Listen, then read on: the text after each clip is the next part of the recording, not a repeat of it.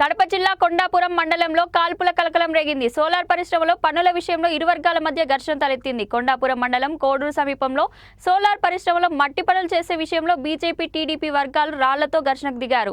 MPTC రామ్మోనిరెడ్డి, Pawan Kumar Reddy వర్గానికి చెందిన అనుచరులు ఒకరిపైన ఒకరు రాళ్లు రువ్వుకున్నారు.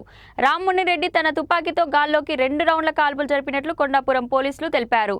రాళ్లు రువ్వుకునే సమయంలో పోలీస్ వాహనం అక్కడికి వెళ్లడంతో ఆందోళనకారులు రాళ్లు రువ్వడంతో పోలీస్ వాహనం పాక్షికంగా దెబ్బతింది. ఈ ఘటనలో ఒక్క వర్గానికి 6 చొప్పున మొత్తం 12 మంది పైన కేసులు నమోదు చేసి కోర్టుకు హాజరుపరిచామని పోలీసులు వెల్లడించారు. కాగా కొండాపురం మండలంలో కాల్పుల కలకలంతో జిల్లా పోలీసులు అప్రమత్తమయ్యారు.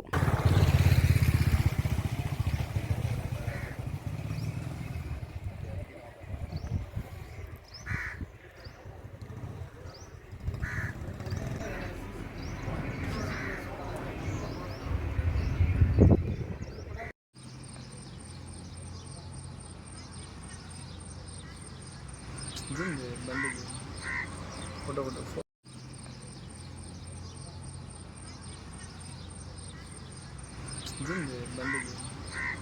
ఫోటో బండి